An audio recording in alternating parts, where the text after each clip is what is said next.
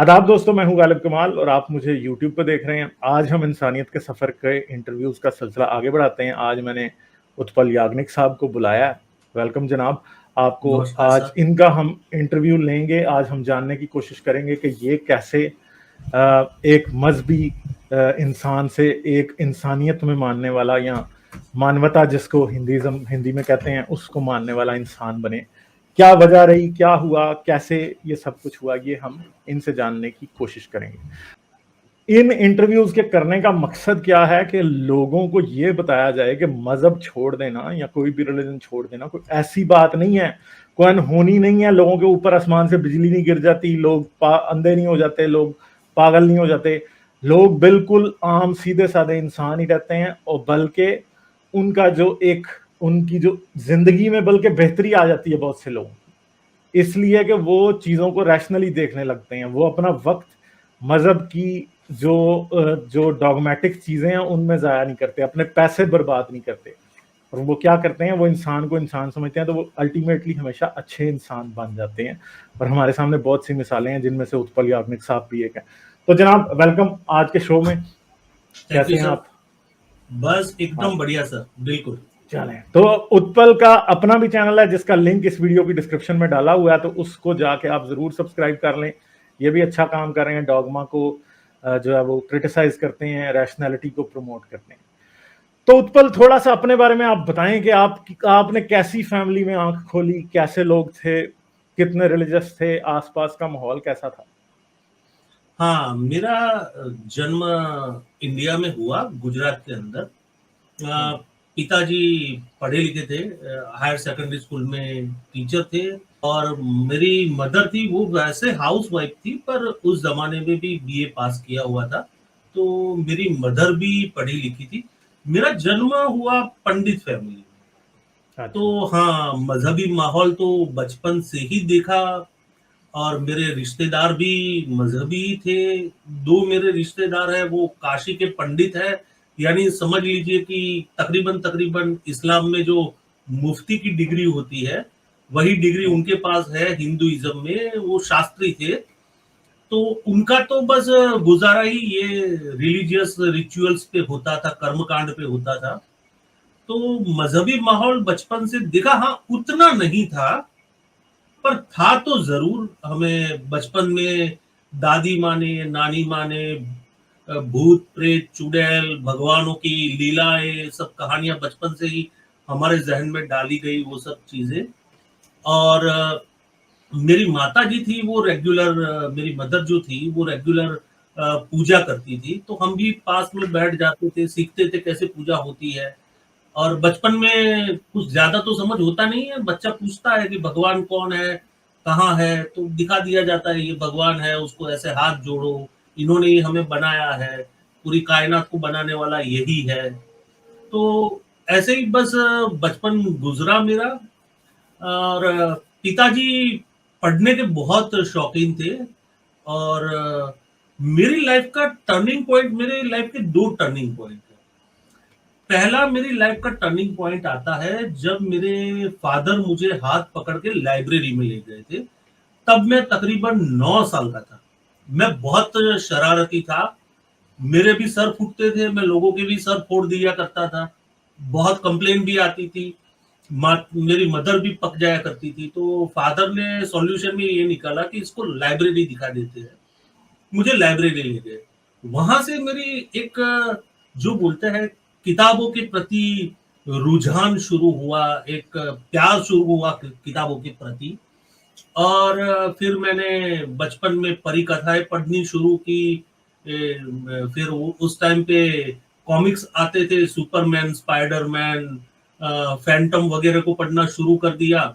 ऐसे किताबों में मेरे जो इंटरेस्ट था वो बचपन से ही डेवलप होना शुरू हुआ। इसको मैं बहुत बड़ा टर्निंग पॉइंट मैं मानता हूँ।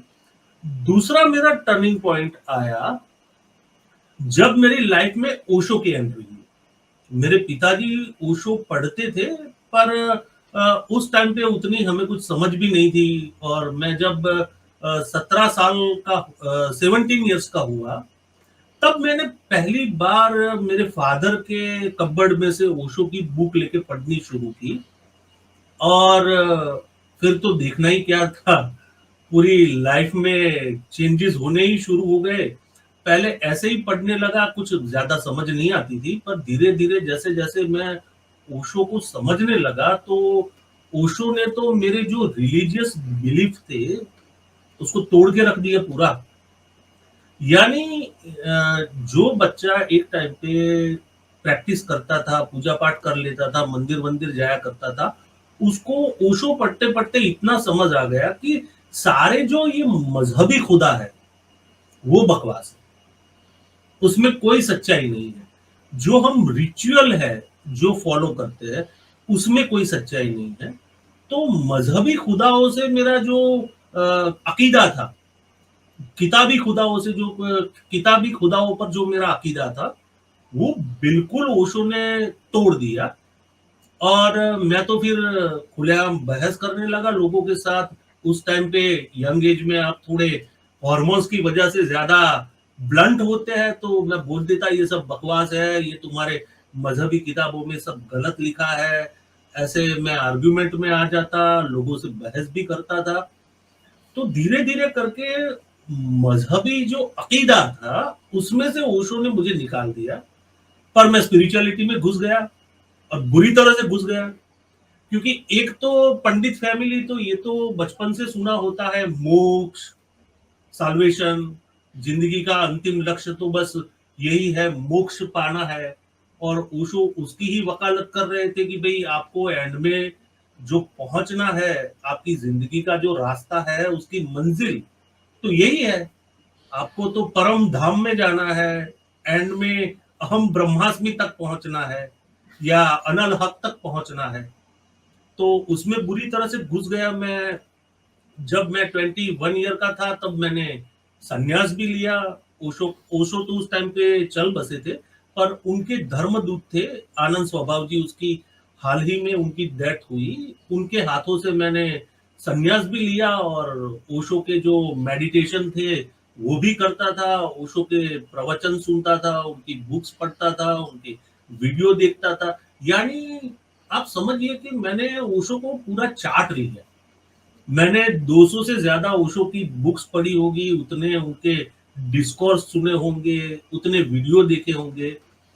तो मुझे उस टाइम पे मजहबी खुदा जो थे, उसमें से तो मेरा यकीन चला गया था, पर स्पिरिचुअलिटी उसमें बुरी तरह से घुसा हुआ था, और एक तरह का गुरूर भी हो गया था।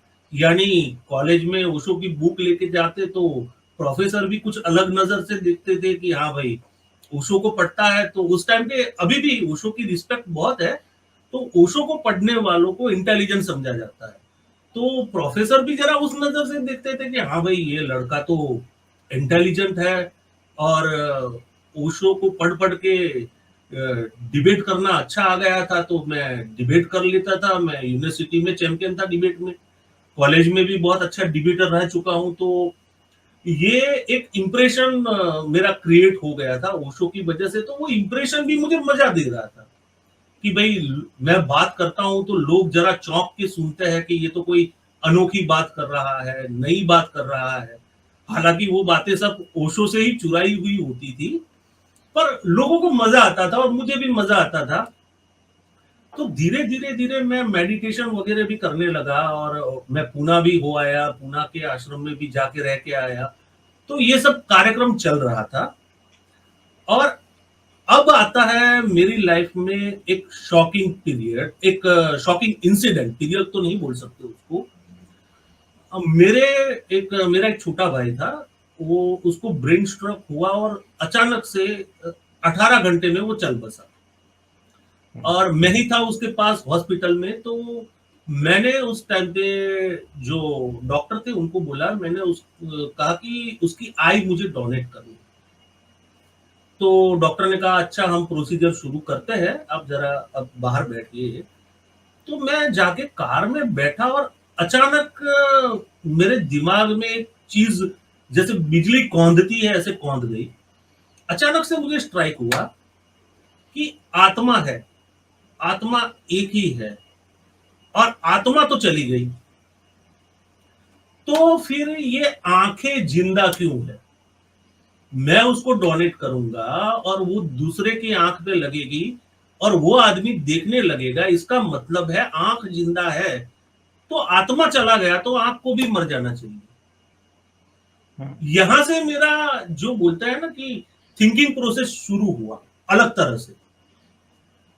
तो उस टाइम पे तो बिल्कुल गमजदा माहौल था। मेरा ब्रदर बहुत यंग एज में चल बसा था, तो उस टाइम पे तो पर वो मेरे दिमाग में अनकॉन्शियस माइंड में चल रहा था कि एक्चुअली ये चीज क्या है। वहां से अब तक क्या था कि मैं ओशो को पढ़ते पढ़ते ये मानता था कि भाई जो हम बोलते हैं कि बूतों में खुदा है, वो तो नहीं है। कहीं पे भी मंदिर मस्जिद गुरुद्वारा में खुदा नहीं है, पर खुदा हर जगह पे है। कण कण में है भगवान, हर जगह पे वही है। यानी मैं ये मानता वहदतुल कहते, वजूद जिसे उर्दू में कहते हैं। हाँ बिल्कुल बिल्कुल। तो वो मानता था मैं, तो मैं पूजा पाठ बंद कर दिए थे, जो मजहबी रिचुअल्स हैं वो मैंने बंद कर दिए थे। पर गॉड पे यकीन टूटा था ऐसा नहीं था। मैं गॉड को हर जगह पे मानने लगा था कि हर जगह पे है, जर्रे जर्रे में खुदा है, ऐसा मानने लगा था। और आत्मा होती है, रूह होती है, इस पे तो पूरा यकीन था। और उसको पाना भी है, आत्म साक्षात्कार भी करना है, वो भी था। अब वो यकीन थोड़ा डगमगाने लगा उस टाइम पे। फिर जैसे ही उस माहौल से मैं बाहर आया, तो मैंने थोड़ा पढ़ना स्टडी करना शुरू किया कि मरने के बाद इंसान के कौन कौन से ऑर्गन जिंदा रहते हैं, क्या होता है। वो जब मैंने पढ़ना शुरू किया तो मेरा तो पूरा सर चकरा गया। फेफड़े भी जिंदा रहते हैं, गुर्दे भी जिंदा रहते हैं, लीवर भी जिंदा रहता है, दफनाए हुए इंसान के नाखून और बाल भी बढ़ते रहते हैं। मैंने कहा ये माजरा क्या है भाई। यदि आत्मा होती तो फिर ये सब तो खत्म हो जाना चाहिए था, एक साथ ही सब खत्म हो जाना चाहिए था। फिर मैंने ये कॉन्शियसनेस और ये सब थोड़ा बहुत पढ़ना शुरू किया। तो जितना मैं समझा पढ़ा, न्यूरो साइंस को भी थोड़ा पढ़ना शुरू किया मैंने। तो वहां से मेरा कंक्लूजन ये था कि भाई जिसे हम मैं बोलते हैं, ईगो कहते हैं, सेल्फ कॉन्शियसनेस कहते हैं, वो एक ब्रेन का एक फंक्शन है और कुछ नहीं। जो हमें ये ख्याल देता है, ये एक एहसास देता है कि मैं हूं और मैं दूसरों से अलग हूं। ये जैसे जैसे क्लियर होता गया मेरे दिमाग में, तो सारे रिचुअल, ये जो ध्यान और मेडिटेशन और ओशो की जो कलाबाजियां थी, वो सब धीरे धीरे मेरे सामने गिरने लगी। और मैं ओशो को पहले भी मैं बिल्कुल भक्त बन के तो ओशो को पढ़ता नहीं था। यानी मैंने अपनी आंख पे पट्टी बांध ली थी ओशो की, ऐसा तो बिल्कुल नहीं था। मैं उस टाइम पे भी डाउट करता था। जैसे ओशो ऐसा कहता है कि आप 90 दिन तक डायनेमिक मेडिटेशन करो तो आप में बहुत चेंजेस आ जाते हैं, फिर आपको कुछ करने की जरूरत नहीं है। और जब मैं ओशो आश्रम में जाता था तो वहां पे मैं देखता था ओशो के जो भक्त लोग हैं, उसके सन्यासी है, वो 20-20 साल से लगा हुआ है, कोई मेडिटेशन में 30 साल से लगा हुआ है।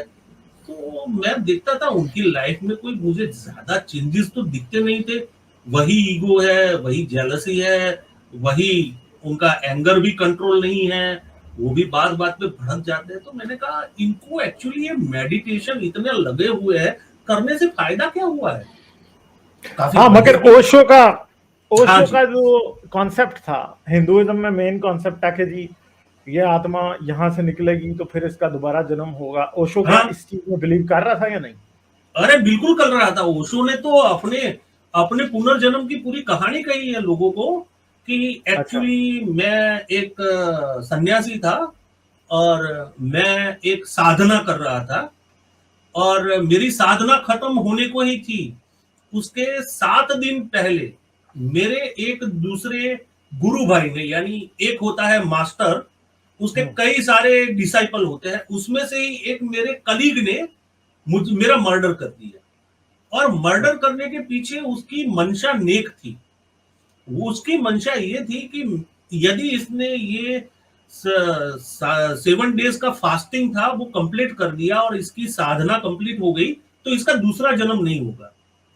और इसके ज्ञान से, इसका जो नॉलेज है उससे पूरी दुनिया महरूम रह जाएगी। तो उसने अच्छे मन से मेरा कत्ल कर दिया।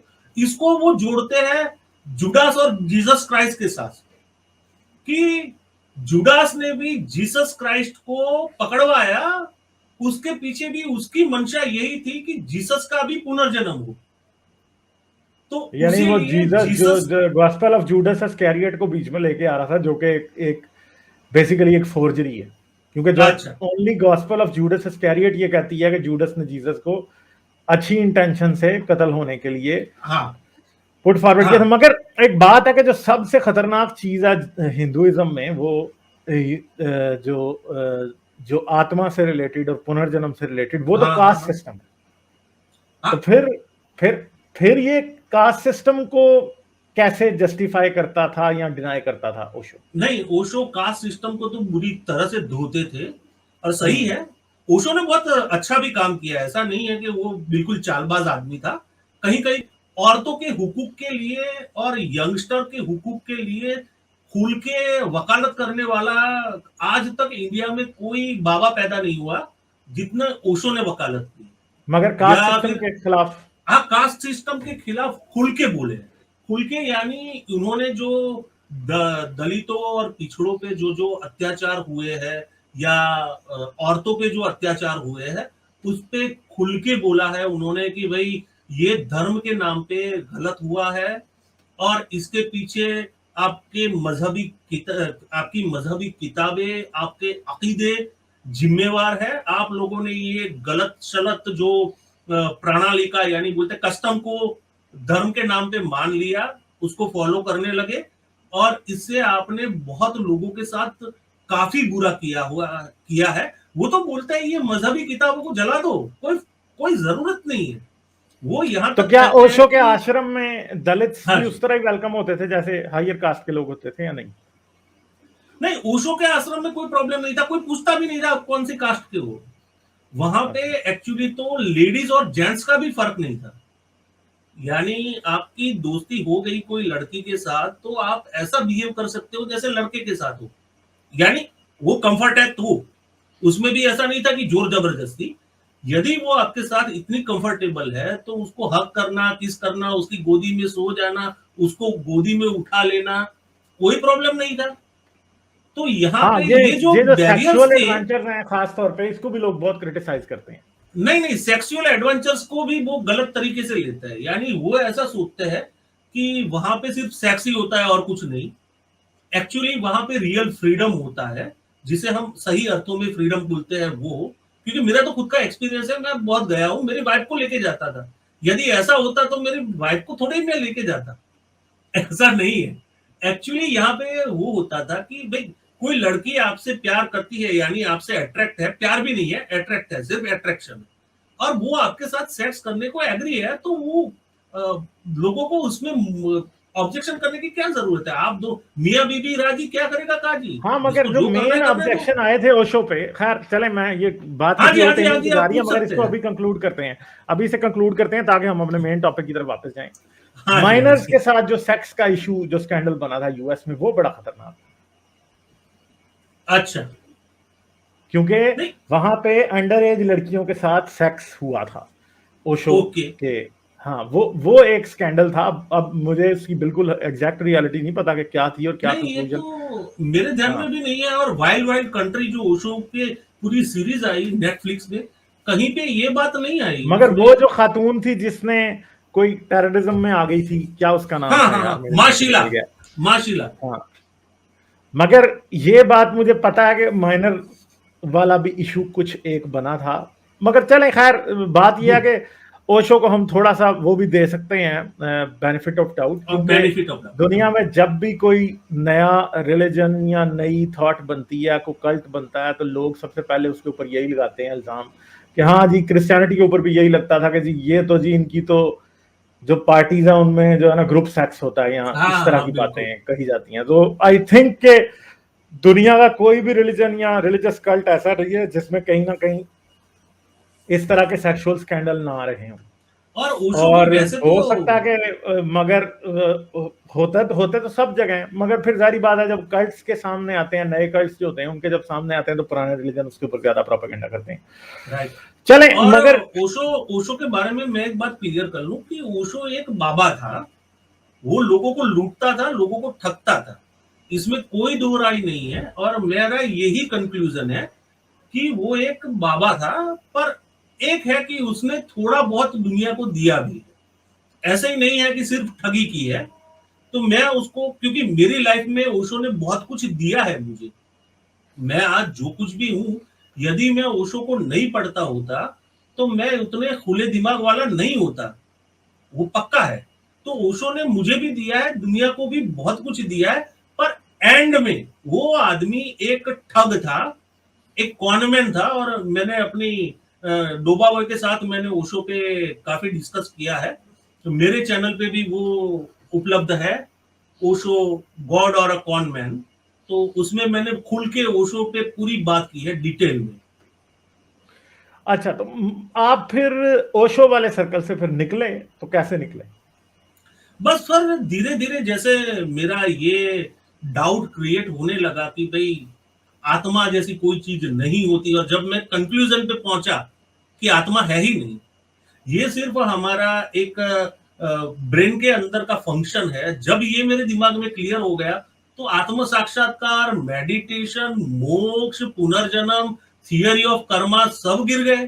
थियरी ऑफ कर्मा में तो वैसे भी मेरा डाउट था, क्योंकि थियरी ऑफ कर्मा तो बिल्कुल बकवास, एकदम बकवास थियरी है। यानी जो लॉ है कॉज एंड इफेक्ट का, उसको देखे तो मैं आग में हाथ डालूंगा तो तभी मेरा हाथ जलना चाहिए। अब ये तो नहीं है कि मैंने आग में हाथ डाल दिया और 3 महीने या अगले जन्म में मेरे हाथ पे फूला पड़ेगा। ये तो बिल्कुल बकवास जैसी बात है। तो मैं कोई चीज करता हूं, उसका रिवॉर्ड या पनिशमेंट मुझे अगले जन्म तक क्यों खींचेंगे भाई। और दूसरी चीज है कि आपने जो भी किया है यहाँ पे, अच्छे ये बुरे कर्म जिसको बोलते हैं, उसका एक अकाउंट बनता है। हिंदुओं में मरने के बाद ये अकाउंट के हिसाब से आपको स्वर्ग या नरक में भेजते हैं, according to your deeds, your karmas. अब आपको या स्वर्ग में भेज दिया या नरक में भेज दिया तो आपका अकाउंट तो नील हो गया ना। आपको जो मजा करना था स्वर्ग में वो आपने अपने पुण्य के हिसाब से कर लिया, या आपने जो भी बुरा किया था उसका जो भी पनिशमेंट था आपने नरक में उसको झेल लिया, तो आपका अकाउंट हो गया जीरो। फिर बोलता है नहीं, आपका दूसरा जन्म भी होगा ना, वो उस अकाउंट के हिसाब से होगा। कैसे होगा भाई, वो तो जीरो कर दिया ना मैंने। अच्छे कर्म किए, बुरे कर्म किए, वो तो जीरो हो गए। फिर नया जन्म हमारे पुराने जन्म के कर्मों से कैसे रिलेट करोगे? इनका कोई जवाब नहीं है इनके पास। तो थियरी ऑफ कर्मा तो एकदम बकवास है। और ये थियरी ऑफ कर्मा इंसानों पे ही क्यों लागू होती है,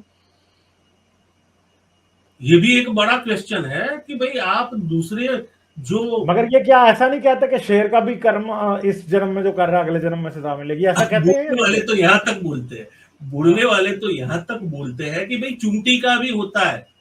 तो क्या मैंने तो भगवान है या वॉचमैन है, क्या है, क्या चौकीदार बना रखा बात है ना सोचने वाली। अब चूंटी बेचारी को क्या समझ कि वो क्या कर रही है, क्योंकि चूंटी को तो जो क्वीन होती है उसने फेरोमोन्स छोड़े हैं और वो तो जो उसके जैसे वो गाइड कर रही है वो करी जा रही है। चूंटी तो बेसिकली एक रोबोट है जिसके अंदर एक सॉफ्टवेयर अपडेट है और वो बेचारी करती जा रही है। राइट। और उसको तो कुछ भी पता नहीं है ना। तो ये कर्मा तो उनका जानवरों की भी इस तरह का होता है कि जानवर बातों को समझने के काबिल नहीं होते, उसका जो इंस्टिंक्ट है वो बेचारा उस पर ही चल रहा है, वो मर जाएगा उस इंस्टिंक्ट को फॉलो करता है। अगर उसके लिए इंस्टिंक्ट को फॉलो करना एक मौत भी है ना, वो तब भी उसे फॉलो करेगा। ऐसे नहीं हो सकता कि वो नहीं कर। अब शेर के पास कितना का कर्म है भाई, वो गोश्त के अलावा तो कुछ खा नहीं सकता, बेचारा खाएगा तो मर जाएगा वो बेचारा, वो क्या करेगा? तो उसके पास चॉइस ही नहीं है। हाँ, उसे आप मर्डरर समझ के जितने वो कत्ल करता है उसके लिए उसको फिर नर्क में भेजोगे तो वो तो बाहर ही नहीं आ पाएगा, वो तो उधर ही सड़ता रहेगा बेचारा। हाँ, तो बहुत ये बकवास थियरी है, थियरी ऑफ कर्मा। पुनर्जन्म की भी थियरी बिल्कुल बकवास है, क्योंकि वो भी थियरी ऑफ कर्मा पे ही टिकी हुई है। उसका पुनर्जन्म का आपको जस्टिफिकेशन मिलेगा वो थियरी ऑफ कर्मा से मिलेगा, और कहीं से नहीं मिल सकता। ये एक्चुअली क्या था कि उस टाइम पे जो पंडित लोग थे उन्होंने बहुत अच्छा एक ऐसा निजाम क्रिएट किया था, ऐसा सिस्टम क्रिएट किया था कि कहीं पे बगावत हो ही नहीं, यानी इंसान लोगों के के दिमाग। ऑपरेशन का एक सिस्टम। हाँ बिल्कुल, यानी आप सोचिए ना, इंडिया के अंदर बगावत कब हुई, जब लोगों ने अंग्रेजी तालीमत लेनी शुरू की, तब रियल में बगावतें शुरू हुई।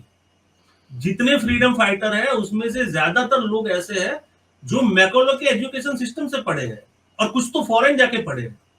तब उनको पता चला कि ये क्या, वरना तो वो लोग तो यही समझ रहे थे कि भाई ये भी हमारा कर्म है, हमारे बुरे कर्म है, हमें झेलना पड़ता है, बस बात खत्म। और अभी भी ये थियरी ऑफ कर्मा हमारे जो भारत के लोग हैं उनका पीछा नहीं छोड़ती। वो भी आज भी उनका कुछ भी बुरा होता है तो उसको वो ब्लेम करेंगे कर्मा को, या कुछ भी अच्छा होता है तो उसका क्रेडिट भी कर्मा को देंगे कि भाई हाँ मैं बच गया, मेरे अच्छे कर्म बीच में आ गए, या मेरे माँ बाप के अच्छे कर्म बीच में आ गए। तो ये तो बहुत गोलमोल हिसाब ऐसा है कि कहीं पे भी कर्मा को घुसा दे। यानी मैं आपको बात बताऊं, मेरे तो कुछ रिलेटिव ये काम करते हैं ज्योतिष वगैरह का। तो जो ज्योतिष होते हैं आपको ऐसा प्रिडिक्शन देंगे कि भाई 6 महीने में आपका भला होने वाला है, कोई ना कोई आपको बिजनेस में फायदा होगा। सपोज आपको नहीं होता, आप वापस जाके ज्योतिष के पास जाते हो कि भाई आपने तो बोला था 6 महीने में मुझे फायदा होगा, पर मेरा फायदा तो हुआ नहीं, उल्टा मुझे नुकसान हो गया। तो ज्योतिष इसका तोड़ कहां से निकालता है, ये बोलता है एक्चुअली आपके इस टाइम पे जो ग्रह है, प्लेनेटरी सिचुएशन जो बनती है उसमें तो आपको फायदा होना ही था, पक्का है। पर मुझे लगता है आपके पूर्ण जन्म के कर्म आपको बीच में आ गए, आड़े आ गए, इसीलिए आपका फायदा नहीं हुआ। अब आप इसका तोड़ निकालिए, कहां से लाएंगे? उसका कोई तोड़ नहीं है। जाहिर बात है उसने वो बात कह दी, अब उसने अपना फॉल्ट बंदे पे डाल दिया कि मेरा फॉल्ट नहीं है कि मैंने गलत बताया, ये तुम्हारा तुम्हारे फॉल्ट है कि तुमने तुम्हारे पूर्व गलत जन्म काम के किया। कर्म बीच में आ गए, मैं क्या करूं भाई? अब उसको भी पता नहीं है पूर्व जन्म में उसने क्या किया था। तो ये बड़ा गोलमोल सा हिसाब है इसका कि, और फिर तो मैं जैसे ओशो को पढ़ने लगा था उस टाइम पे ये कास्ट सिस्टम वगैरह में तो मैं बिलीव ही नहीं करता था। और मैंने तो अपने घर में भी डिक्लेयर कर दिया था कि भाई मैं अपने हिसाब से शादी करने वाला हूँ, मैं ऐसी लड़की के साथ शादी नहीं करूंगा जिसे आप पसंद करें और मैं पहचानता भी ना हूं। तो आप ये चिंता छोड़िए, मैं अपने हिसाब से लड़की देख लूंगा और मैं शादी करूंगा अपनी पसंद की लड़की के साथ। तो मेरी लव मैरिज हुई। फिर हमारे यहाँ पे बोला जाता है लव मैरिज, इसको तो मैं भी वही वर्ड यूज करता हूँ कि कॉलेज में था और मुझे एक लड़की से प्यार हो गया, और फिर उसके फादर मदर को इन्फॉर्म हमने किया पहले कि भाई हम लोग शादी करना चाहते हैं, पर उसकी कास्ट अलग थी, मेरी कास्ट यानी अलग थी, तो वो प्रॉब्लम। पंडित नहीं थे, वो पंडित नहीं, नहीं वो थे। पंडित नहीं थे, वो पटेल थे, एक्चुअल होते हैं वो। पटेल जो है वो वो ब्राह्मण भी नहीं है और वो हाई कास्ट लोग नहीं है। नहीं, वो हाँ। खेती वाले काम करते हैं वो अच्छा है। अच्छा, ठीक है हाँ, ठीक है मेहनत ठीक है। मजदूरी वाला काम। तो फिर फिर भी वो रेडी नहीं थे, क्योंकि उनका भी बहुत जो कम्युनिटी होता है वो यानी जो बहुत। पटेल थे वो भी एक पंडित को हाँ, अपनी बेटी देने पर राजी नहीं नहीं थे। नहीं नहीं नहीं, हम यानी अपनी कास्ट कास्ट सिस्टम में। इतना बुरा है। हाँ बिल्कुल बिल्कुल, वो तो जेला है सर, मेरा तो मर्डर होने वाला था, मैं डिटेल देता हूँ आपको। तो क्या हुआ कि भाई मुझे कोई ऐसा अ, जिसे बोलते हैं ना कि अचानक से झटका नहीं देना था, तो हम लोगों ने इन्फॉर्म किया। मुझे भी पता था रिएक्शन क्या होने वाला है, वो तो मना ही करने वाले हैं, पर हम लोगों ने एक मीटिंग भी की, बताया कि भाई हम दोनों शादी करना चाहते हैं, पर वहां से मना आ गया। फिर मेरी वाइफ के फादर ने प्रिपरेशन शुरू की उसकी, जबरदस्ती कहीं और शादी करने के लिए। तो मुझे इन्फॉर्म किया कि भाई ऐसा है, तो मैं उसको लेके भाग गया और हम लोगों ने भाग के शादी की। तो 1 महीने तक मुझ पे खतरा था, मेरी जान पे बन आई थी कि यदि मैं उनके हाथों चढ़ जाता तो मेरा कल्याण होने वाला था। पर क्या हुआ कि उन लोगों ने फिर हमारे जैसे हमारे यहाँ होता है कि भाई खानदान कैसा है, लड़का कैसा है, चलो होना है हो गया, भाग गया है लेके। अब लड़का क्या है, खानदान क्या है, वो सब देखते हैं। तो उन लोगों ने फिर मेरे बारे में छानबीन करनी शुरू की, तो खानदान वगैरह सब अच्छा मिला, और कॉलेज में मेरी रिपोर्ट भी अच्छी थी प्रोफेसर वगैरह ने कि भाई लड़का तो अच्छा है, आपकी बेटी को खुश रखेगा। तो फिर कॉम्प्रोमाइज हुआ और फिर तो मैं अब तो ऑस्ट्रेलिया में हूँ, तो कोई प्रॉब्लम ही नहीं है, सब मगर सर फिर सर आंखों पे बिठाते हैं अभी तो। फिर इस शादी का क्या आपकी फैमिली की तरफ से कोई बैकलैश आया? वो तो ब्राह्मण थे ना? नहीं, मेरी फैमिली थोड़ी मेरी वजह से, एक तो मैं जिद्दी किस्म, मैं पहले से ही रिबेलियस किस्म का इंसान था, मेरे सामने किसी की चलती नहीं थी। और दूसरी चीज ये थी कि मेरी फैमिली थोड़ी ओपन माइंडेड और ब्रॉड माइंडेड थी, पर्टिकुलरली मेरे फादर मदर। मेरे चाचा वगैरह तो अपोज में आए थे, मेरे मामा वगैरह भी अपोज में मगर आए थे। क्योंकि आपके माँ बाप दोनों, आपके फादर हाँ, टीचर वो थे, तो सपोर्ट वो में जरा थे कि भाई हम्म। उसको जिंदगी गुजारनी है, उसने जो पसंद किया, हमें तो गुजारनी नहीं है, जो तो दो खुद ही जानेंगे उनको क्या करना है, हमें क्यों बीच में मगर टांग हिंदू अड़ाए। समाज में जो इस तरह की इंटरकास्ट मैरिज करते हैं, हाँ उनको जी। फेस क्या करना पड़ता है? सर फर्ज करें अभी तो आप ऑस्ट्रेलिया में रहते हैं, फर्ज करें हाँ आप जी, हाँ इंडिया जी, के हाँ किसी जी। बैकवर्ड ऐसे गांव में रहते जहां के ऊपर ये चीज बहुत बड़ा टैबू आज भी समझी जाती है, तो आपके साथ हाँ क्या हाँ होता? हाँ। आपके बच्चों के साथ क्या होता? अरे सर, एक्चुअली सच में बताऊं कि बुरे से बुरी इम्पैक्ट होती है ऑनर के लिए, आज भी होती है। मार डालते हैं, हाथ में आ जाए तो बच्चे दोनों को मार देते हैं। फिर होता है बिरादरी से बाहर निकलना, यानी हम आपसे कोई रिश्ता नहीं रखेंगे, यानी हम्म। बिल्कुल कट ऑफ, फैमिली से कोई हम्म। रिलेशन नहीं। ओके, सपोज फैमिली से कट ऑफ हो गए आप, और फिर आपके बच्चे हुए और बच्चों की शादी करनी है, तो सबसे बड़ा प्रॉब्लम उधर आता है, क्योंकि आपके बेटे या बेटी के साथ कोई शादी नहीं करेगा। तो बहुत सारे प्रॉब्लम आज भी है, आज भी आप यूपी बिहार और जो बिल्कुल जिसे बोलते हैं हरियाणा वगैरह जगह चले जाए, तो वहां पे अभी भी कास्ट सिस्टम बहुत जबरदस्त है, पर्टिकुलरली मगर गांव के अंदर। इधर ही अगर हम ये इमेजिन करें कि आपकी जगह कोई लड़की होती है और वो पटेलों के लड़के से शादी कर लेती, तो फिर क्या होता? तो वहां पे पटेलों में थोड़ी प्रॉब्लम होती, क्योंकि वो कास्ट है ना, वो थोड़ी रिजिड है, आज भी है। तो वहां पे भी वो एक्सेप्ट नहीं करते, लड़का हो या लड़की हो, कोई बाहर से ऐसे। और खास करके ये है कि साले तुम होते कौन हो अपनी मर्जी से तय करने वाले, वहां पे ईगो पे आ जाती है बात कि तू मगर क्या अभी। आप क्या हाँ। समझते हैं कि ब्राह्मण समाज इसको एक्सेप्ट आज भी करता है कि ब्राह्मणों की नहीं, लड़की दूसरों के साथ शादी कर रही? ये तो समझिए लड़के के कि मामले में जितनी रेजिस्टेंस आती है, लड़की के मामले में उतनी आती है या ज्यादा आती है? लड़की के मामले में ज्यादा आती है। और लड़कियां मरती हैं इस तरह, और उनकी हाँ लड़ाई में हाँ ज्यादा हाँ लड़कियां हाँ, मरती बिल्कुल हैं? बिल्कुल बिल्कुल। अरे ब्राह्मणों में भी होता है, मेरे पास के ही गांव में एक दूसरे ब्राह्मण की बात कर रहा हूँ मैं, पूरे फैमिली की। तो वहां पे एक लड़की अपनी मर्जी से शादी करना चाहती थी, उसको रातों रात मार दिया गया और जला भी दिया गया, और पूरा केस क्लोज हो गया कि भाई उसको हार्ट अटैक आया था, हार्ट फेल हो गया सडन और मर गई। 19 साल की लड़की थी, रात में ही पूरा खेल हो गया था उसका। तो ये मगर तो ये होता है। वैसे हिंदुइज्म में ना ये बड़ी एक अजीब बात है, क्योंकि ये बात जो है ना बड़ी रिकरिंग है। मुसलमान पाकिस्तान में अगर किसी को मारते हैं ना और मार के कहीं गाड़ देते हैं, तो आप महीने बाद भी लाश निकालेंगे ना, तो आपको पता चल जाएगा कि इसका हाँ, मुंह यहाँ नहीं पे तो है। कुछ मिलेगा नहीं। यहाँ पे जब जला देते हैं ना, तो फिर कुछ भी समझ नहीं आती कि क्या हुआ क्या बिल्कुल नहीं हुआ। ये बहुत बिल्कुल। एक गंदी किस्म की चीज है, राइट जिसको आई राइट। थिंक के हिंदुइज्म में भी अब जो है ना, ये बड़ा खतरनाक है। इसको क्या कहा जाए, कैसे किया जाए?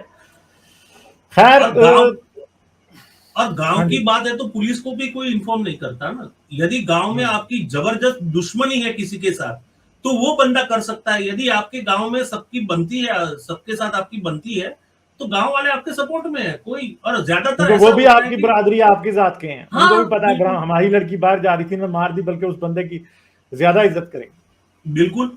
और कभी कभी तो पुलिस भी सपोर्ट में आ जाती है कि हाँ अच्छा किया भाई, हम भी लड़की वाले हैं, हम भी समझते हैं क्या होता है, इज्जत क्या होती है। तो वो भी सपोर्ट में आ जाते हैं, क्योंकि वो भी आते तो वही कम्युनिटी वही सोसाइटी से है ना, उनका माइंडसेट भी वही होता है।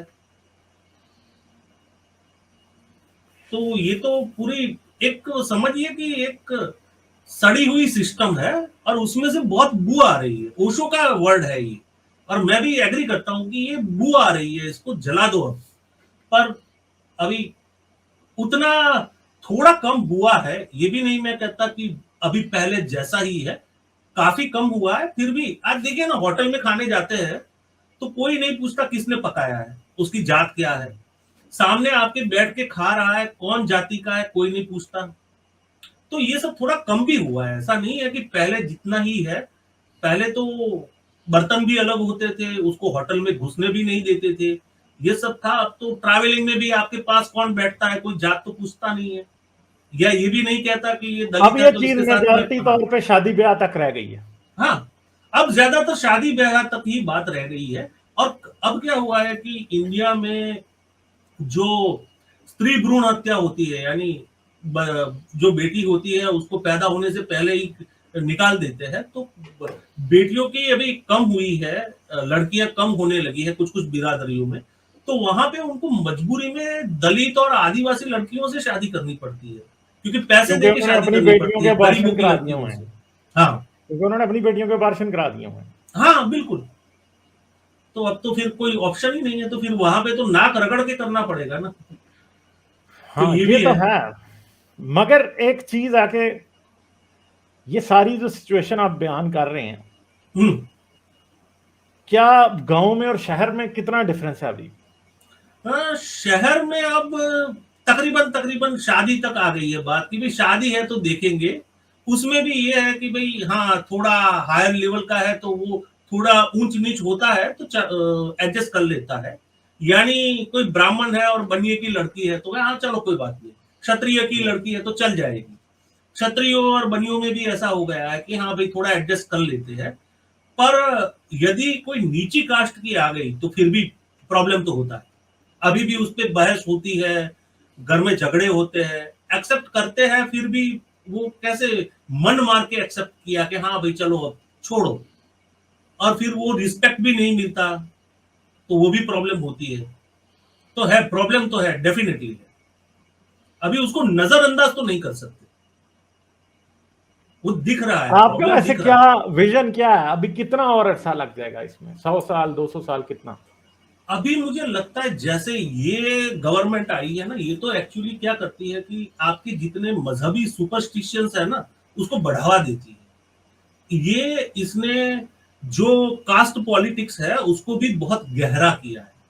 कास्टिज्म को गहरा करने की पॉलिटिक्स अभी पूरे इंडिया में चल रही है, वो दलितों में भी चल रही है। दलित भी अपनी कास्ट पॉलिटिक्स इस तरह से करते हैं कि दलित है वो दलित बन के ही रहे, वो भी अपना याद रखे कि मैं दलित हूं भाई, और मुझे इन लोगों ने बहुत सताया। जैसे ये है ना कि अभी आरएसएस वालों का प्रोपेगेंडा ये चल रहा है कि मुस्लिमों ने हिंदुओं पे बहुत अत्याचार किए, मुस्लिमों ने, मुगलों ने आके हम पे कब्जा किया, हमारी बहु बेटियों का रेप किया, हमें मारा काटा, तो अब क्या करेंगे हम इनका बदला ये मुसलमानों से लेंगे।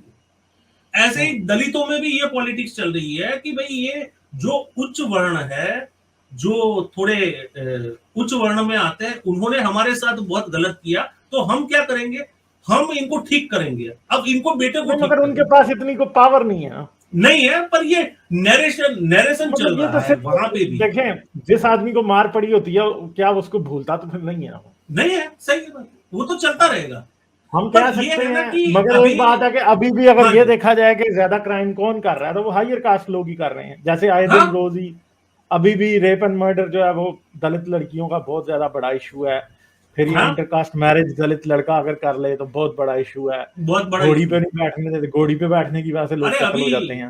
राजस्थान में एक लड़के का मर्डर हो गया क्योंकि उसने मूछें रखी थी और हम्म। मूछों में वो हैंडसम लग रहा था, इसकी वजह से उसका मर्डर हो गया। ये क्या है भाई, यानी, और ऐसे नरेशन को अभी की पॉलिटिक्स बढ़ावा भी दे रही है। तो मेरा तो वैसे ये आप ये जो मानना है। राइज ऑफ हिंदुत्व है इसको कैसे देखते हैं? ये हिंदुत्व जो है वो क्या कर रही है? हिंदुत्व का वर्ड, इसको आप एक एक्स ब्राह्मण किस नजर से देखते हैं? और जो हिंदुत्व, ये आरएसएस का है और ये जो सनातनिज्म का जो हिंदुत्व वाला नैरेटिव है, ये इंडिया को डैमेज कर रहा है, हमें बात समझ में आती है। कर रहा है तो कितना कर रहा है, और इसका फ्यूचर क्या हो सकता है अगर इसके ऊपर कोई काम ना हुआ, ह्यूमन राइट्स वालों ने काम ना किया, रैशनल लोगों ने काम ना किया, तो इसका रिजल्ट क्या निकलेगा? एक्चुअली ये हिंदुत्व की जो ये अभी राइजिंग ऑफ हिंदुत्व की चल रही है पूरी मुहिम, ये आप बोलेंगे कि इसको कंट्रोल ना किया गया तो क्या होगा, सिविल वॉर होगा, और कुछ नहीं होगा, सिविल वॉर होगा, और जबरदस्त सिविल वॉर होगा, मेरा ये मानना है। और मैं तो ये मान रहा हूं कि 5-6 साल में हमको दिखेंगे, ये दिन देखने पड़ेंगे कि लोग सड़कों पे एक दूसरे को काट रहे हैं, क्योंकि एक्सट्रीमिज्म आपको उसी तरफ ले जाता है और कोई उसका रास्ता नहीं है। आप बाहर निकलोगे तलवारें लेके एक दूसरे को काटोगे, क्या करोगे? तो अभी इतना बकवास नरेशन शुरू हो गया है अभी ये मिशन कश्मीर फाइल को लेके और सब जगह पे। आप सोचिए कि मैंने जब इंडिया छोड़ा था आज से 10-12 साल पहले, तब मैं सोच नहीं सकता था कि गौमूत्र वो बोतलों में भर के अलग अलग फ्लेवर में दुकान पे बिकेगा और लोग उसको खरीदेंगे नहीं, उसकी फोटो साथ में डालेंगे कि देखो मैं गौमूत्र पी रहा हूं और उस पर प्राउड फील करेंगे। ये बियॉन्ड इमेजिनेशन था सर। कोई आदमी सोच नहीं सकता कि वो गोबर में लिपटा हुआ है, पूरा नहाया हुआ है गोबर से, और वो अपनी लाइव वीडियो डाल रहा है फेसबुक पे कि देखो मैं गोबर से स्नान करता हूं, और उसका प्राउड फील करता है। यानी जहालियत का प्राउड फील करना, ये अभी की जो गवर्नमेंट है ना, उसका नरेशन है कि आप अपनी जहालियत पे भी प्राउड फील करो। यानी अभी तो फेसबुक में कुछ लोग होते हैं, हम तो भाई पूरे हिंदुइज्म को मानते हैं, हम तो ग्रह ज्योतिष सब मानते हैं और इसको प्राउडली कहते हैं। तो जो बात पहले छिप के लोग करते थे, अब इसको प्राउडली करने लगे हैं कि भाई ये तो पार्ट ऑफ कल्चर है, हमारा कल्चर है, ये इसको तो फॉलो करना पड़ेगा। और जो उसको फॉलो नहीं करते या उसको क्रिटिसाइज करते हैं, उसको गालियां देते हैं। मगर अगर मैं आपसे ये पूछूं कि आपका हिंदुइज्म को गलत समझने का जो एक सिंगल पॉइंट है, किस वजह से आप समझते थे और आपने क्यों मुनासिब समझा कि आपने इसे छोड़ दिया? हाँ, मगर कोई सबसे इंपॉर्टेंट पॉइंट जिसके ऊपर आपने सोचा और आपने कहा यार नहीं, इससे मैं रिकंसाइल नहीं कर सकता? सबसे बड़ा पॉइंट है कास्ट सिस्टम और औरतों के हुकूक। हिंदुइज्म में, यानी मेरी जो फैमिली है पूरी मेल डोमिनेटेड फैमिली है।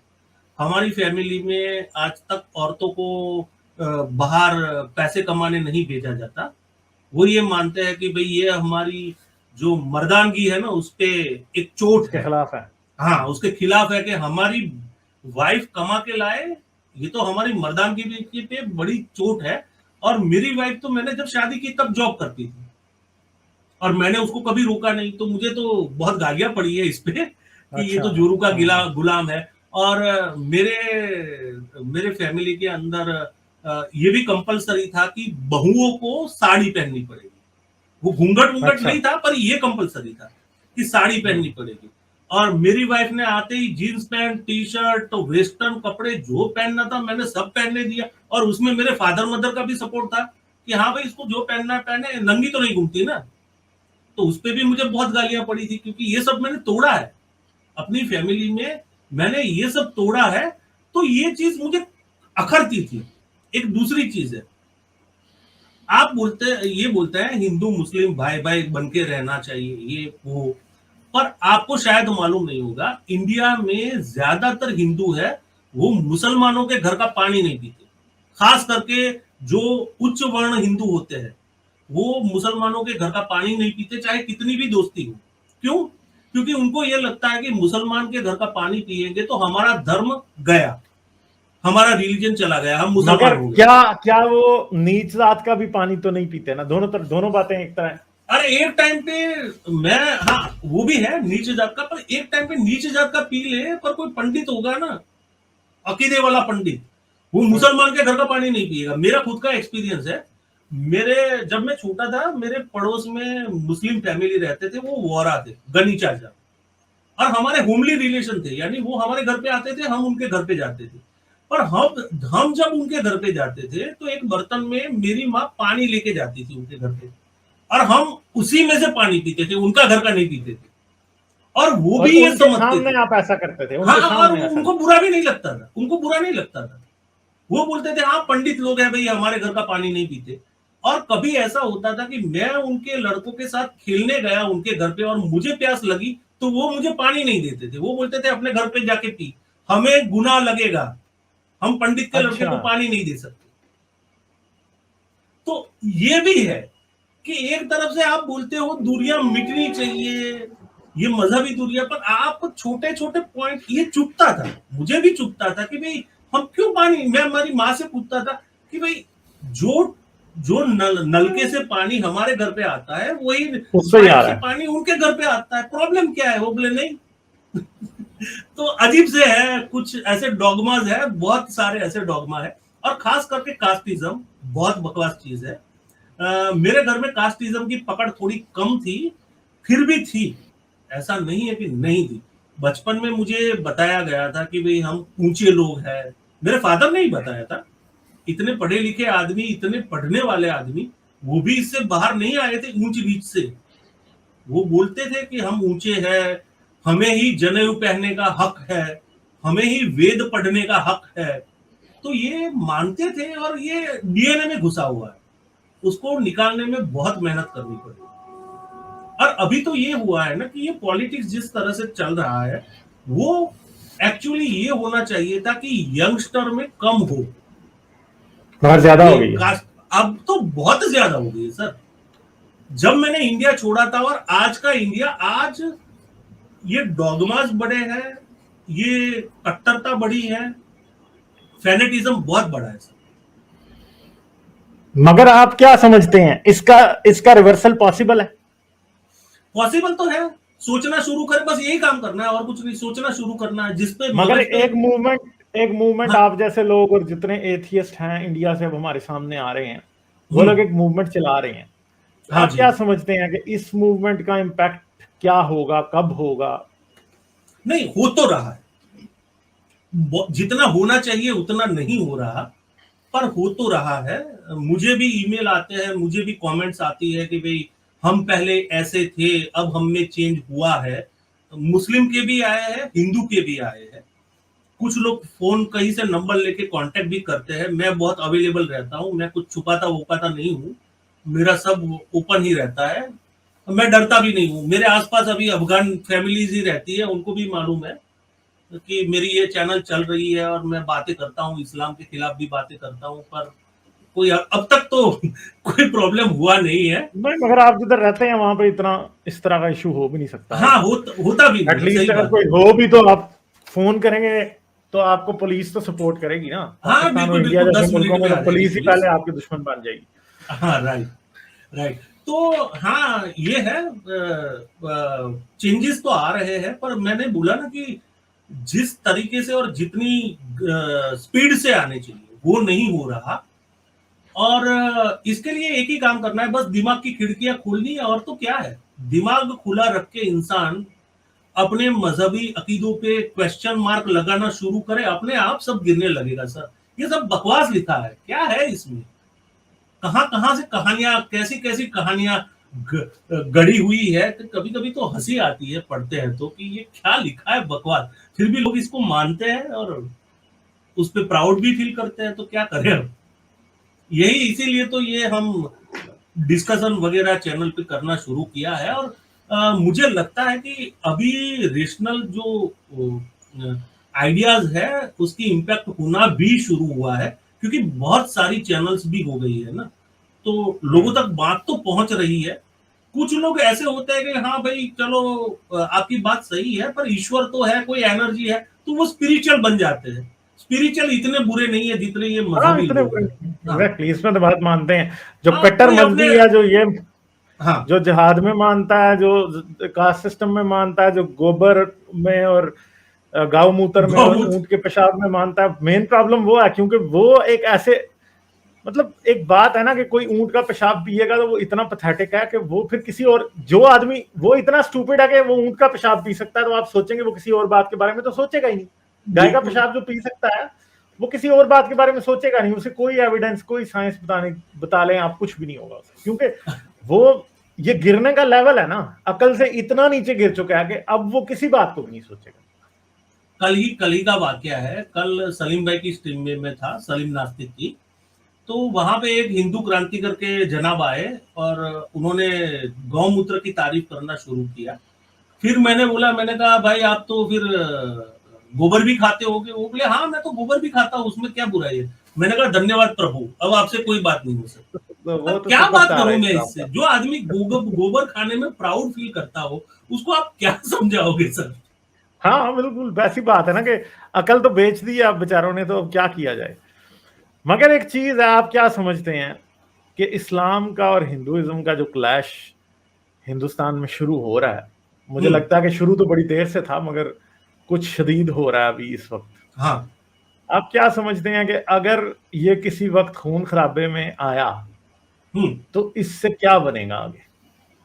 हाँ, मुझे तो अभी मेरी तो दो बड़े रेप्यूटेड जर्नलिस्ट है मेरे एरिया के, यानी वैसे तो इंडिया के हैं पर गुजराती में लिखते हैं। उनका रिस्पेक्ट तो पूरे इंडिया में है। उनको उन लोगों से मैंने डिस्कशन की थी अलग अलग टॉपिक पे, और वहां पे मैंने यही पॉइंट रखा था। तो उनका खुद का भी यही कंक्लूजन है कि फ्यूचर में सिविल वॉर होगा, और हो सकता है फिर से इंडिया टुकड़ों में बढ़ जाए। और एक जर्नलिस्ट मेरे जो टच में है, वो भी बहुत अच्छे और माने हुए जर्नलिस्ट है, माने हुए, वो कह रहे थे कि एक्चुअली ये आरएसएस का प्लानिंग ये है कि भाई धीरे धीरे करके कंट्री को सिविल वॉर की तरफ ले जाना, और जैसे ही सिविल वॉर शुरू हो इमरजेंसी डिक्लेयर कर देना, मार्शल लॉ डिक्लेयर कर देना, और डेमोक्रेसी को खत्म कर देना। तब अब ऐसे बड़े जर्नलिस्ट जो पैनी नजर रखते हैं पूरी पॉलिटिकल जो मूवमेंट होती है उस पे, वो लोग ऐसे स्टेटमेंट देते यानी हैं तो हमें हिंदुस्तान भी बनेगा सोचना। पाकिस्तान? हाँ जी। यानी हिंदुस्तान बनेगा पाकिस्तान? हाँ हाँ हाँ हाँ हाँ मार्शल हाँ लॉ लगाना, इमरजेंसी लगाना, हाँ, इमरजेंसी अभी तो मुशर्रफ। सर कंपटीशन में अगर तो है। सर अगर कंपटीशन में इमरजेंसी है। का वर्ड, अब इमरजेंसी का वर्ड को बोले ना तो मेरे ज़हन में परवेज मुशर्रफ आता है। मार्शल लॉ का लफ्ज को बोले ना मेरे ज़हन में ज़िया उल हक आता है। बिल्कुल बिल्कुल सर।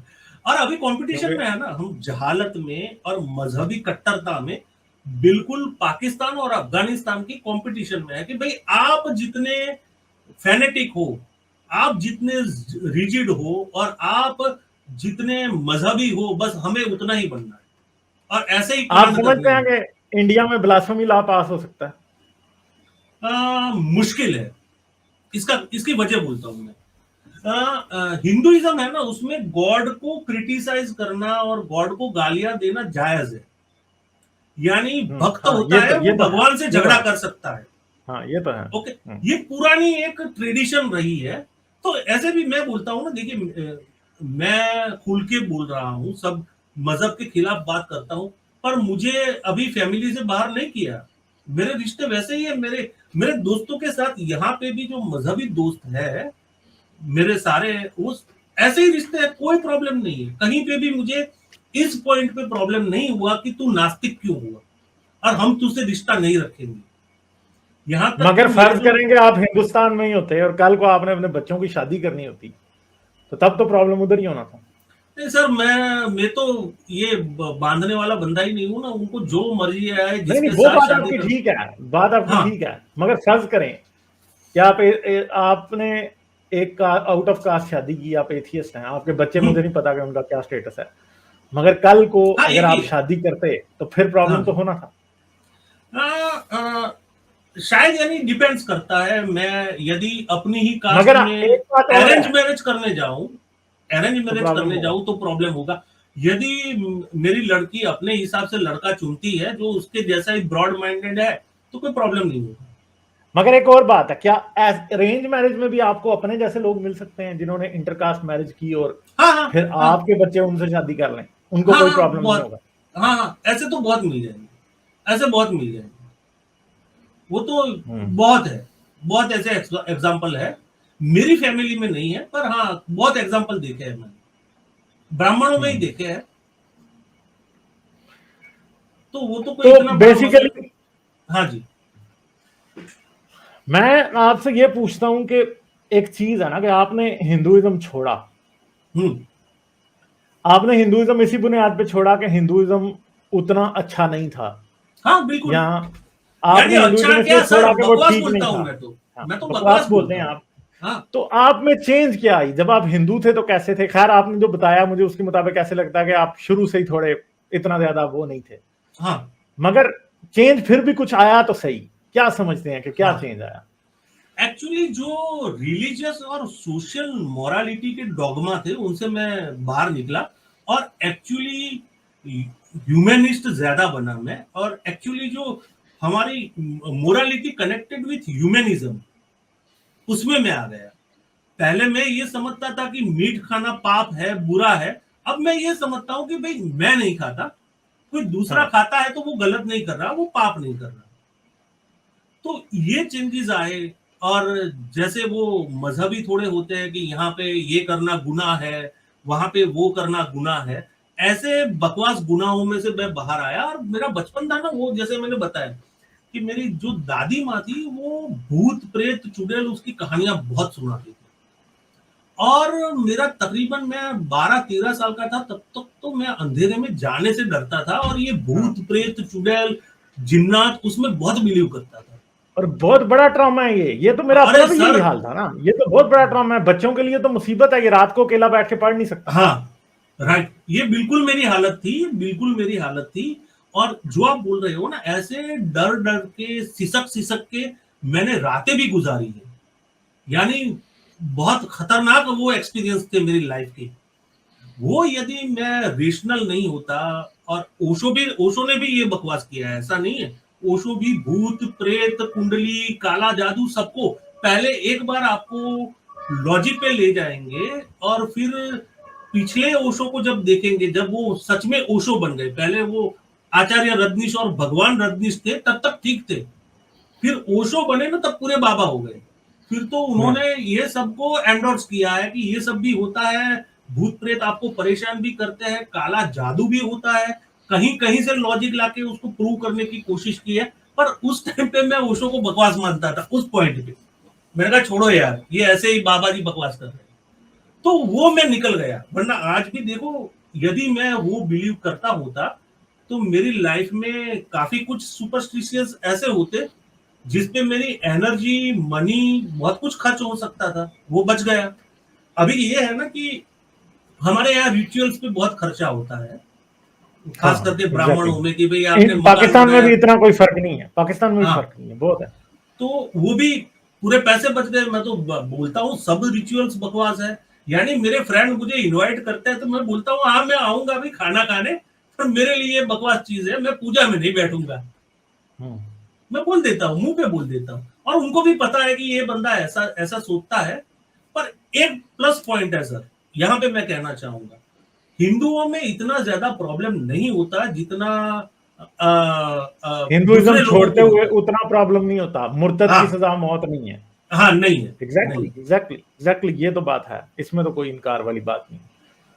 मगर मेन जो प्रॉब्लम है वो यही है कि हर रिलीजन ही, हिंदुइज्म शायद उतना प्रॉब्लमेटिक नहीं था जितना इस्लाम था, या शायद क्रिश्चियनिटी भी उतनी, तो उससे भी कम हो, मगर फिर भी प्रॉब्लमेटिक तो था ना। इंसान हाँ, मजहब के बिल्कुल बगैर बिल्कुल। काफी अच्छा इंसान और होता है। अब तो सर, अब प्रॉब्लमेटिक हो गई है। यानी भले ही मैं यहाँ पे चेहरा दिखा के बात करता हूँ, पर जब मैं इंडिया जाऊंगा तो संभल के रहूंगा। मेरे करीबी हाँ रिश्तेदार और दोस्तों को ही बताऊंगा मैं इंडिया आ रहा हूँ। और मैं जितना चाहूंगा उतना अपने आप को छुपा के रखने की कोशिश करूंगा। हम्म ऐसा नहीं है कि मैं खुलेआम सीना तान के अब निकल सकता हूँ, क्योंकि हम्म। यहाँ पे भी वहां पे भी मॉब लिंचिंग हो सकती है। अब मुझे उतना भरोसा नहीं हाँ है। ये सिखों ने जो कर दी, सिखों ने जो 3 मॉब लिंचिंग्स कर दी कि 4 हाँ, मेरे ख्याल है। हाँ थोड़ी तो नहीं है, ये बहुत ज्यादा है। तो तो अब अब तो ये है कि सिखों ने, मुझे लग रहा है सिखों में वैसे पहले भी हुई हैं जिनका कभी मेन स्ट्रीम मीडिया में नहीं आया था, मगर आई थिंक के सिखों में ये फ्रीक्वेंसी अब बढ़ गई है, और हाँ, मेरे ख्याल में मुसलमानों का भी इसमें उनको देख के भी काफी रोल है। और अब ऐसा भी पॉसिबल है कि हिंदू भी कर सकते हैं, सरप्राइज नहीं होऊंगा मैं अगर किसी दिन इंडिया से कोई मॉब लिंचिंग मजहब के नाम पे हुई हो तो। सर एक्चुअली अब तो मुझे ये लगता है कि हमारे मुआशरे में सारे लोगों ने तालिबान को रोल मॉडल चुना है कि हमें हम्म इसके जैसा बनना है। मजहब में हमें उतना कट्टर बनना है, इतना फैनेटिक बनना है, और किसी को बर्दाश्त नहीं करना है। यानी कोई भी हमारे मजहब के बीच में आए तो उसको मार डालना जायज है। ये मेंटालिटी क्रिएट होनी शुरू हो गई है, कुछ लोगों की तो बन गई है। यानी हम्म। कुछ लोग तो फेसबुक पे आके बोल देते हैं कि तेरे जैसे को तो खत्म कर देना चाहिए। अब ये कॉमन हो हाँ गया है।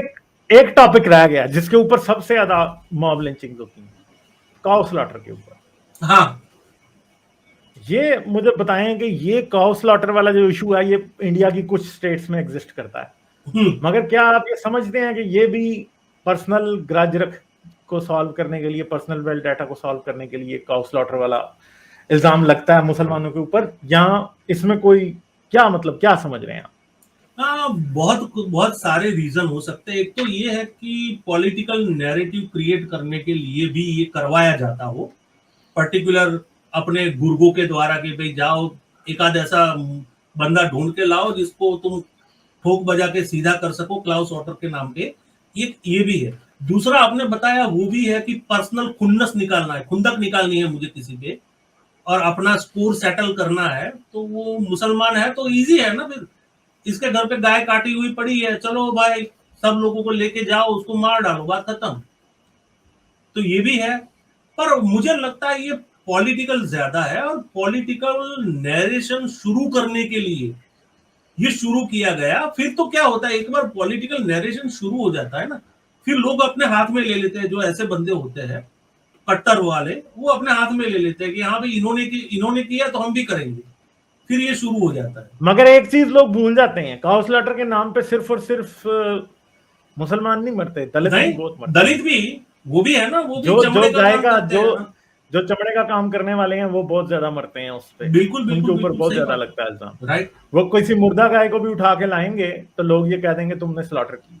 और उसमें ज्यादातर मुझे लगता है पर्सनल स्कोर सेटिंग होती है इसमें, क्योंकि इसमें हल्ला मचाने वाला बंदा होता है, वो कोई ना कोई ऐसा दिमाग में रख के ही करता है कि इसे ठीक करना है। जो ऊना में हुआ था वो वहीं से शुरू हुआ था, जो दलितों को मारा गया था अधनंगा करके और पूरे गांव में घुमाया गया था, वो पर्सनल स्कोर सेटिंग जैसा ही था।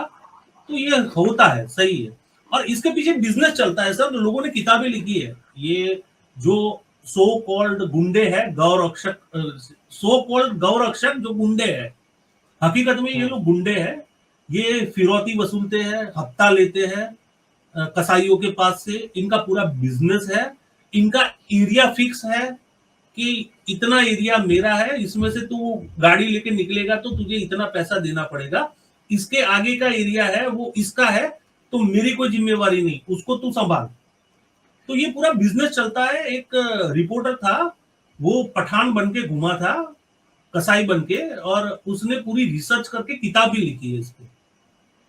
अच्छा, यानी काउ स्लॉटर से रोकने वाले जो हैं उनकी भी गुंडागर्दी है कि गाड़ी गुजरने के पैसे लेंगे वो। हाँ बिल्कुल बिल्कुल, ये मजहब एक तरह का धंधा ही है सर, और क्या है, बिजनेस है, बहुत बड़ा बिजनेस है। तो हर कोई अपना अपना हिस्सा निकाल लेता है किसी भी पॉइंट पे। चलें सर, आखिर पे आप कोई मैसेज लोगों के लिए जो कि रैशनल बनते हैं, जो कोई भी मजहब छोड़ते हैं, चाहे वो इस्लाम छोड़ते हैं, हिंदुइज्म, सिखिज्म, क्रिश्चियनिटी, कोई भी और रिलीजन छोड़ते हैं, एक बात तो है कि आपको लोनली तो फील होता है। तो आपने जब ये छोड़ा तो आपको किसी लेवल पे तो लोनली फील हुआ होगा। मैं तो ये मानता हूं कि कुछ लोगों को यदि ठीक से सोचना समझना शुरू ना करे तो डिप्रेशन भी शुरू हो सकता है, क्योंकि आपके सारे सहारे टूट जाते हैं ना। मजहब एक सहारा होता है इंसान के पास, और आप अपने ही हाथों से अपना सहारा तोड़ देते हो, एक पहली चीज। दूसरी चीज ये होती है कि बचपन से आपने अपनी अपना एक इमेजिनरी स्टेच्यू क्रिएट किया होता है दिमाग के अंदर, वो भी आप खुद ही तोड़ते हो, उसको मिटाते हो। ये सर बहुत बड़ा काम है, वो आसान नहीं है, क्योंकि आपको अपने ही बनाए हुए जो इमेजिनरी घरौंदे होते हैं, मकान होते हैं, उसको अपने ही हाथों से तोड़ना होता है। तो एक ये बड़ा ही इनर स्ट्रगल है, कॉन्फ्लिक्ट वाला काम है, तो काफी लोग डिप्रेशन में जाते हैं, मैंने देखा हुआ है। तो ये बात सही है आपकी। और दूसरी चीज ये है कि भाई आपको अपनी दिमाग की खिड़की ही खोलनी है और कुछ करना नहीं है। बस दिमाग की खिड़की खोल के रेशनली सोचना शुरू करे तो अपने आप ये सारे मजहब ढह जाएंगे। और मैं सबसे ज्यादा ऊपर रखता हूँ, रेशनलिटी से भी ऊपर रखता हूँ ह्यूमैनिटी को। मैं ये मानता हूं कि atheism without humanity is paralysing. हाँ, कुछ भी नहीं है। फिर तो आप एथीज्म ये वैसे ही कुछ नहीं है, एथीज्म हाँ वैसे ही कुछ नहीं है। एथीज्म सिर्फ ये है कि मैं किसी खुदा में नहीं मानता, किसी मजहब में नहीं मानता। हाँ एथीज्म मुझे और आपको नहीं बता रहा कि कैसे हमने जिंदा रहना। राइट। और एथीज्म एक कुछ बार नहीं है आप, वैसे।